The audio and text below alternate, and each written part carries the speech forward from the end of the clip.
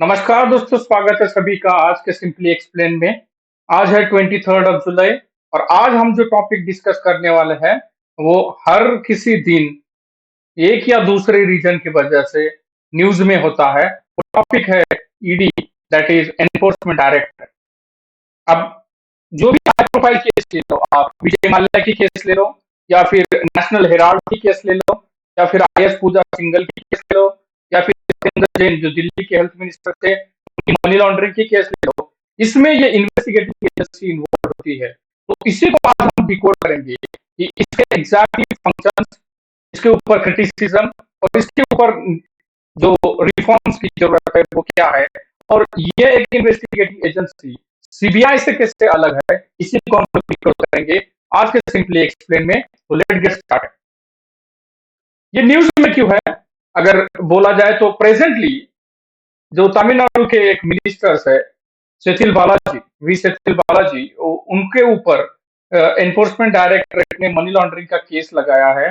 और उनकी जो अरेस्ट था, उनका जो अरेस्ट किया गया था बाय ईडी, उसको लीगल ठहराया है मद्रास हाईकोर्ट ने। तो इसी वजह से ये ईडी जो है ये फिर से चर्चा में आ गई है। तो इसी को हम लोग डिकोड करेंगे। ईडी जो है that is directorate of enforcement, उसको कॉमनली एनफोर्समेंट डायरेक्टरेट भी कहते हैं। उसका जो एस्टेब्लिशमेंट है वो 1 मई 1956 को हुआ है। उसका जो हेडक्वार्टर है वो न्यू दिल्ली में है और उसके अलावा उसके 5 रीजनल ऑफिसेस भी है, जैसे कि मुंबई, चेन्नई, चंडीगढ़, कोलकाता और दिल्ली। ये 5 उसके रीजनल ऑफिसेस भी है। ये डिपार्टमेंट ऑफ रिवेन्यू का पार्ट आता है, मिनिस्ट्री ऑफ फाइनेंस के अंडर ये वर्किंग आता है। मतलब मिनिस्ट्री ऑफ फाइनेंस का ओवरऑल कंट्रोल इसके ऊपर है। एज आई सेड, ये इकोनॉमिक इंटेलिजेंस एजेंसी है विच इज रिस्पॉन्सिबल, ये इंपॉर्टेंट है, which is responsible for enforcing economic laws and fighting the economic crimes in India. तो इकोनॉमी से रिलेटेड जो भी लॉज है वो लॉज को एनफोर्स करना या उनको इम्प्लीमेंट करना और उनके अगेंस्ट जो भी क्राइम हो रहे हैं उनका इन्वेस्टिगेशन करना, ये मेजर काम होता है ईडी का, दैट इज एनफोर्समेंट डायरेक्टरेट और डायरेक्टरेट ऑफ एनफोर्समेंट। जो 2 लॉज है वो गवर्न करता है ईडी को, उसमें एक है फेमा और दूसरा है PMLA. FEMA foreign exchange management act 1999 का ये एक्ट है और PMLA prevention of money laundering act 2002 का ये एक्ट है। ये 2 एक्ट के अंतर्गत ईडी काम करता है।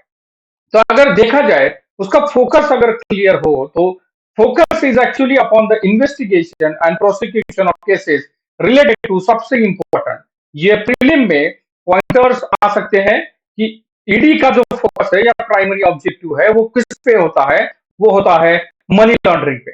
Money laundering in simple terms अगर बोला जाए तो जो ब्लैक मनी है उसको व्हाइट दिखाना या अदर क्लियर दिखाना, ये होता है मनी लॉन्ड्रिंग। ब्लैक मनी आप टेरर फाइनेंसिंग या फिर इलीगल एक्टिविटीज से कलेक्ट करते हो और उसको फिर अगर आप व्हाइट या क्लियर दिखाते हो तो हम उसे मनी लॉन्ड्रिंग कहते हैं। तो मनी लॉन्ड्रिंग रिलेटेड केसेस का इन्वेस्टिगेशन प्रोसिक्यूशन, जैसा कि फॉरेन एक्सचेंज मैनेजमेंट एक्ट के अंतर्गत फॉरेन एक्सचेंज रिलेटेड जितने भी वायलेशन है उनको इन्वेस्टिगेट करना, और जो भी इकोनॉमिक ऑफेंसेस पीएमएलए और FEMA के अंतर्गत आते हैं उन सब का इन्वेस्टिगेशन और प्रोसिक्यूशन करना, ये ईडी का प्राइमरी ऑब्जेक्टिव है या फोकस है। जैसा कि यहाँ पे लिखा है कि प्राइमरी ऑब्जेक्टिव जो है वो जनरेशन और सर्कुलेशन ऑफ ब्लैक मनी को करना या स्टॉप करना है। मतलब ब्लैक मनी पे टोटल कंट्रोल करना, ये काम ईडी का है, जनरेशन भी और सर्कुलेशन भी। And to ensure the compliance with the laws concerning foreign exchange and prevention of money laundering. तो prevention of money laundering act के अंतर्गत जो भी मनी लॉन्ड्रिंग रिलेटेड क्लॉजेस है उनको इंप्लीमेंट करना, और जो भी कंसर्न रिगार्डिंग फॉरेन एक्सचेंज है उनको भी इंप्लीमेंट करना, ये एक्चुअल में काम होता है ईडी का।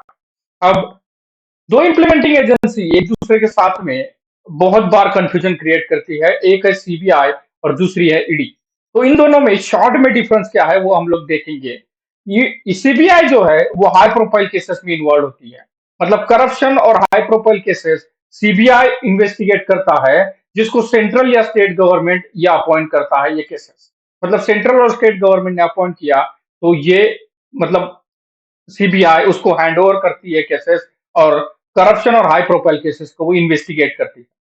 ईडी ईडी भी हाई प्रोफाइल केसेस में इन्वॉल्व है, लेकिन उनका ज्यूरिसडिक्शन सिर्फ मनी लॉन्ड्रिंग रिलेटेड और फॉरेन एक्सचेंज से रिलेटेड जो भी वायलेशन है वो है उतने तक ही सीमित है, ना कि all corruption related and high profile related cases. CBI के ऊपर जो कंट्रोल है वो ministry of personnel public grievance और पेंशन का है। तो ईडी के ऊपर जैसा मैंने यहाँ पे कहा मिनिस्ट्री ऑफ फाइनेंस का कंट्रोल होता है। CBI can register the complaint on its own, मतलब खुद कंप्लेंट रजिस्टर कर सकता है, लेकिन ईडी खुद रजिस्टर नहीं कर सकता। आपको अगर ईडी में कंप्लेंट करना है तो आपको प्राइमरी पुलिस स्टेशन या इन्वेस्टिगेटिंग एजेंसी के पास कंप्लेंट करना पड़ेगा, और अगर वो मनी लॉन्ड्रिंग का केस है या फॉरेन एक्सचेंज वायलेशन का केस है तब जाके वो इन्वेस्टिगेटिंग एजेंसी या पुलिस ऑफिसर्स ईडी की तरफ अप्रोच करते हैं, फिर ईडी उसमें एक्शन में आता है। तो ये ओवरऑल दोनों का डिफरेंस है सीबीआई और ईडी का।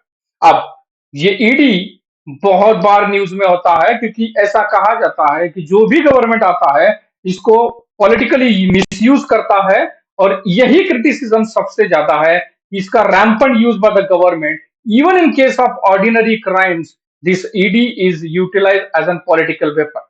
इसके अलावा अगर देखा जाए तो लैक ऑफ ट्रांसपेरेंसी एक इशू है, जैसे कि यहाँ पे लिखा है कि ECIR enforcement crime investigation report जो है, ECIR it's just like an FIR.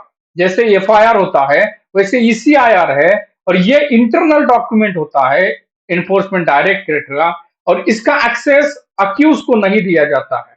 इसी की वजह से इसमें लैक ऑफ ट्रांसपेरेंसी है, ये भी एक क्रिटिसिज्म पाया गया है। Lack of clarity, ED cases कैसे सिलेक्ट करता है, जैसा मैंने कहा कि ऑर्डिनरी केसेस में भी ईडी को इन्वॉल्व किया जाता है, तो ईडी के सिलेक्शन ऑफ द केसेस पे भी क्वेश्चन रेज होते हैं।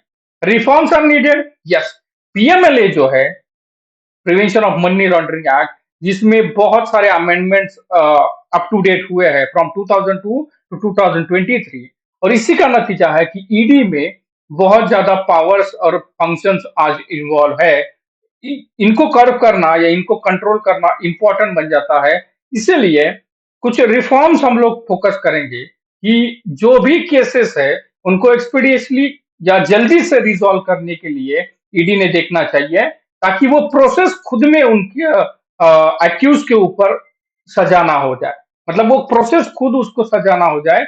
इसलिए रिजॉल्विंग ऑफ द केसेस और resolution of the cases should be expeditiously done.